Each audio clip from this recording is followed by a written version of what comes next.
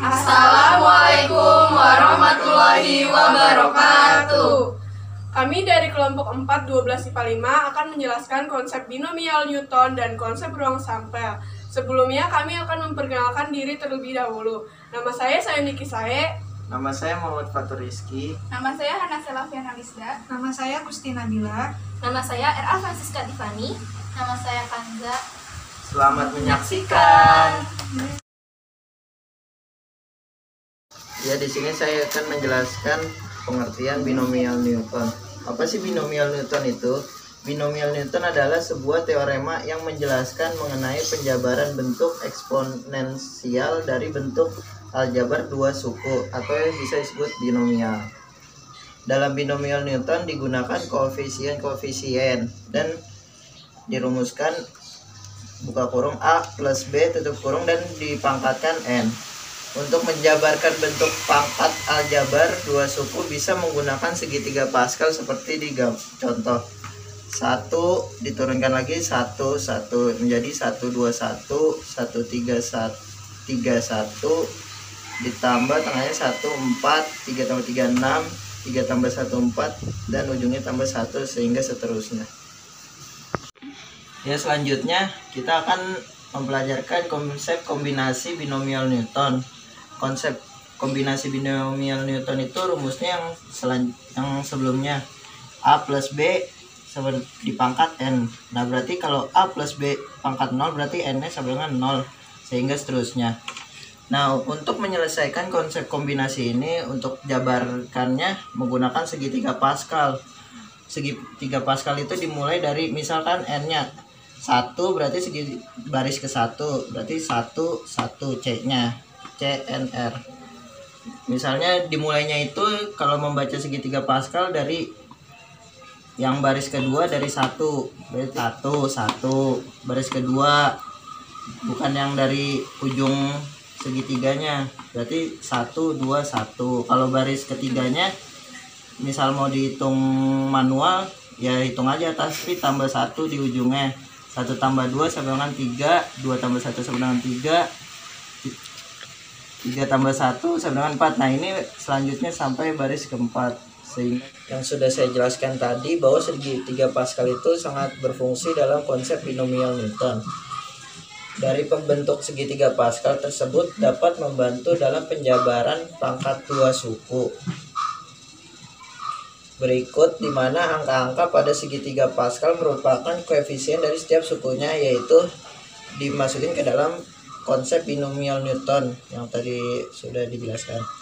Nah, kita lihat buktinya penjabaran dari konsep segitiga Pascal. A plus B sama dengan 1. Nah, 1 ini sebenarnya N yang di rumus umum tadi.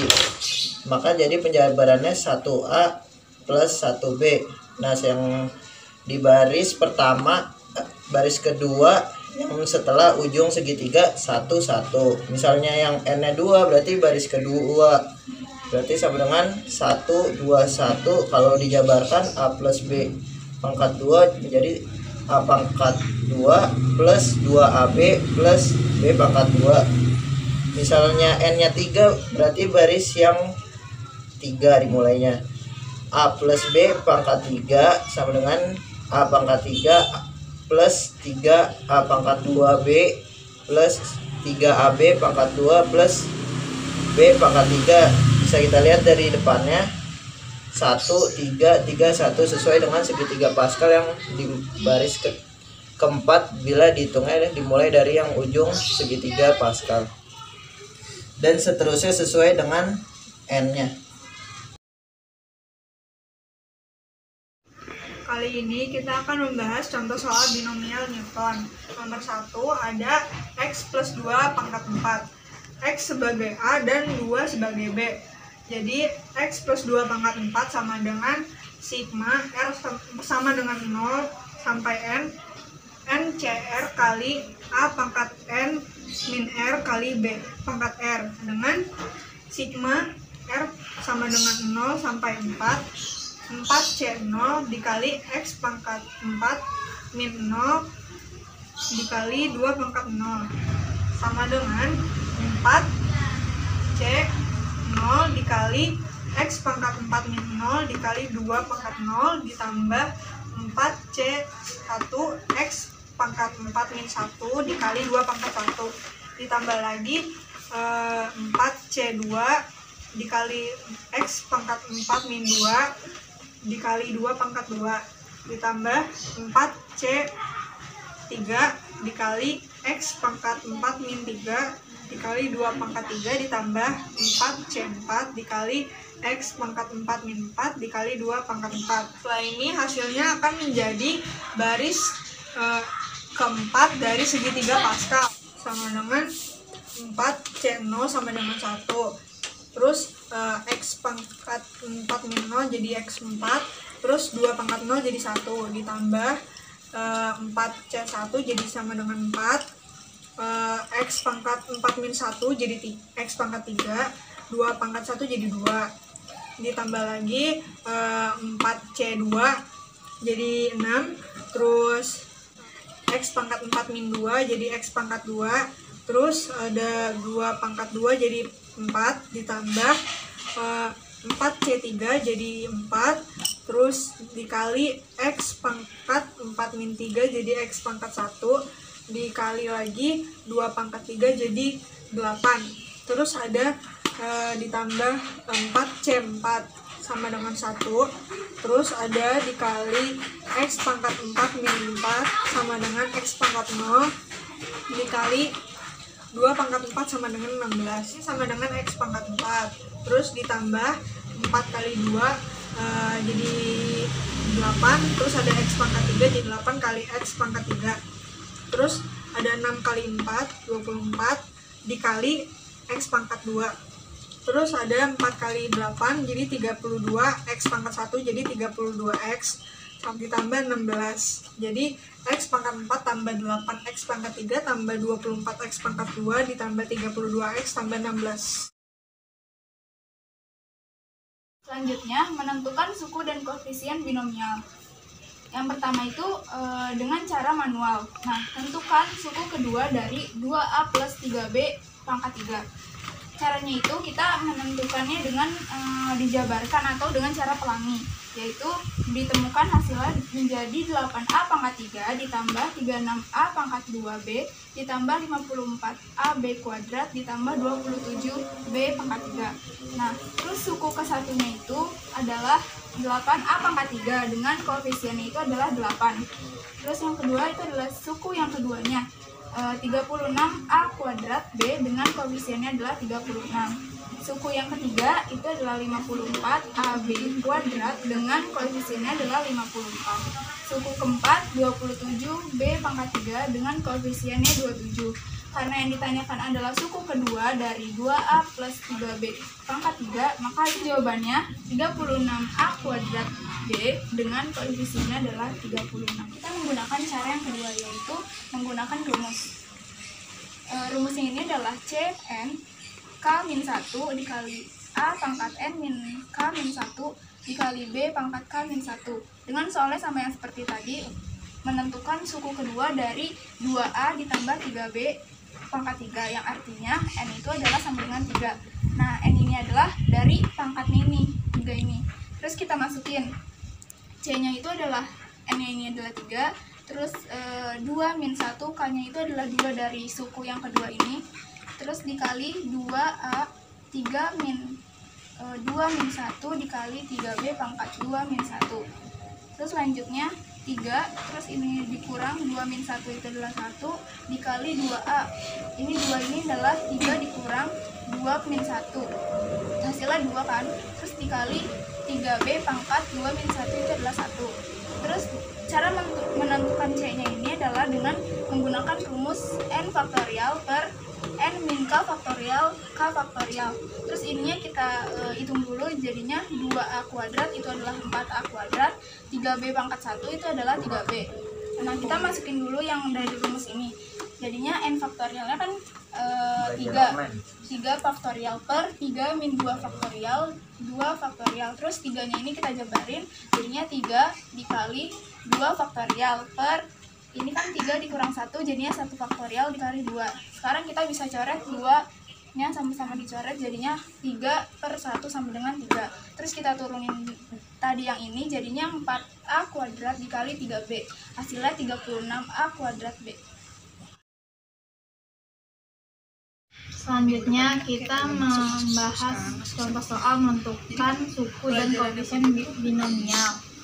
Soalnya itu tentukan suku ketiga dari binomial 2x min y pangkat 20 dan bentuk koefisiennya. Jawab 2x min 5y pangkat 20. 20 itu artinya n sama dengan 20. K sama dengan 3.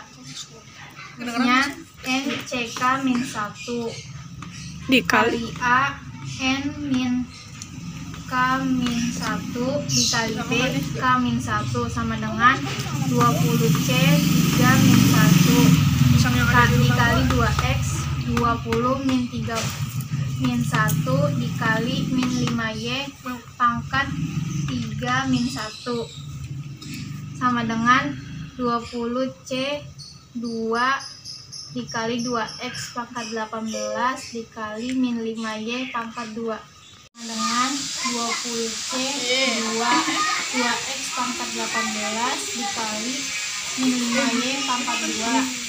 20c 2 menjadi 20 faktorial per 20 min 2 kali 2 faktorial dikali 2x pangkat 18 dikali min 5y pangkat 2. Terus sama dengan 20 dikali 19 dikali 18 faktorial per 18 dikali 2 dikali 1. 18 nya kita coret,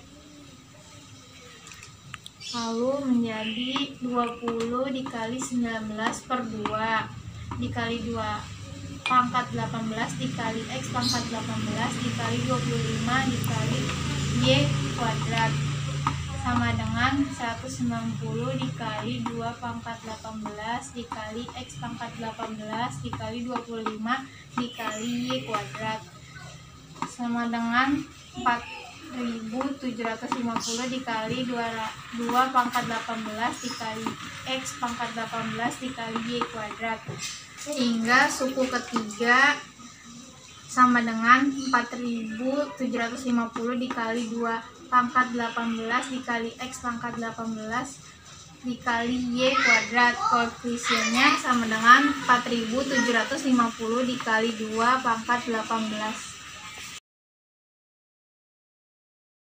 Baik, di sini saya akan menjelaskan konsep dari ruang sampel. Ruang sampel adalah kumpulan dari hasil yang mungkin terjadi dari suatu percobaan. Sedangkan titik sampel adalah anggota-anggota dari sampel. Sedangkan kumpulan dari beberapa titik sampel disebut dengan kejadian. Banyaknya ruang sampel disimbolkan dengan n dalam kurung s. Contohnya, ruang sampel dari dadu adalah angka 1, 2, 3, 4, 5, dan 6. Ada permisalan. Nomor 1, dari seperangkat kartu Bright akan diambil satu kartu secara acak. Tentukan ruang sampel percobaan tersebut. Dari gambar yang diketahui di soal, di sini terdapat 13 kolom dan 4 baris. Dengan demikian, ruang sampelnya NS sama dengan 4 dikali 13 sama dengan 52. Jadi di sini saya akan membahas contoh soal. Yang pertama, tentukan ruang sampel dari A. Melempar dadu bertitik 1, 2, 3, 4, 5, dan 6. Yang ke B. Pelemparan 2 keping logam. Nah, untuk yang menjawab pertama, kan di sini bertitik 1, 2, 3, 4, 5, dan 6. Berarti ruang sampelnya adalah S sama dengan kurung kurawal 1, 2, 3, 4, 5, dan 6. Ditutup dengan kurung kurawan lagi. Nah, jadi untuk menjawab pelemparan 2 keping logam, kita menggunakan diagram cabang. Ini uang logam pertama. Nah, terus ini uang logam yang kedua. A itu angka, G itu gambar. Sehingga A sama A hasilnya AA, A sama G itu hasilnya AG, kemudian yang G sama A itu hasilnya GA, dan yang G dengan G sama dengan GG. Sehingga ruang sampelnya pada soal pelemparan 2 keping logam adalah S sama dengan kurung kurawal AA, AG, dan GG. Contoh soal yang kedua, di dalam sebuah keranjang terdapat 3 apel busuk dan 5 apel segar. Kemudian akan diambil 3 apel dari keranjang tersebut. Pulang terambil 2 apel diantaranya merupakan apel busuk adalah, yang pertama kita tentukan jumlah apel dulu. 3 ditambah 5 sama dengan 8. Kemudian kita tentukan ruang sampelnya. 8C3 sama dengan 8 faktorial per 8 kurang 3 faktorial kali 3 faktorial sama dengan 8 kali 7 kali 6 kali 5 faktorial per 5 faktorial dikali 3 faktorial.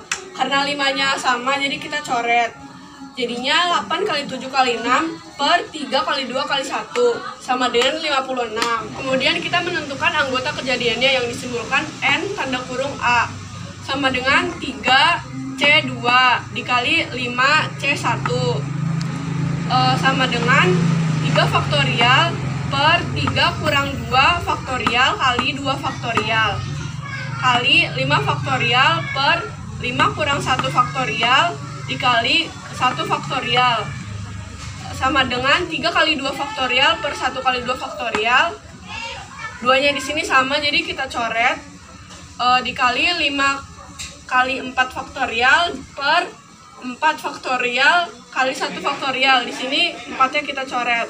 Sama dengan 3/1 kali 5/1 sama dengan 15. Sehingga peluang kejadian tersebut adalah anggota kejadian dibagi ruang sampel sama dengan 15/56. Kemudian contoh soal yang ketiga. Ada 2 orang pemain bulu tangkis laki-laki yang akan dipasangkan dengan 3 orang pemain bulu tangkis perempuan untuk bermain dalam ganda campuran. Yang A, tentukan ruang sampel. Yang B, tentukan banyaknya titik sampel. Kita jawab dulu yang A. Di sini kita menggunakan tabel agar memudahkan dalam menentukan ruang sampelnya. Di sini ada W1, W2, W3 yaitu wanita 1, wanita 2, wanita 3, dan di sini ada laki-laki 1 dan laki-laki 2.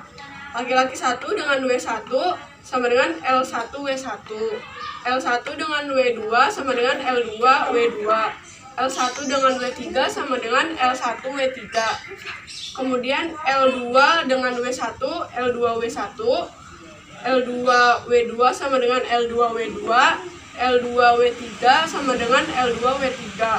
Sehingga ruang sampelnya ditulis dengan kurung hurawal seperti ini. Terus kemudian banyaknya titik sampel, kita tinggal mengalihkan jumlah laki-laki dan jumlah wanitanya, yaitu 2 dikali 3 sama dengan 6.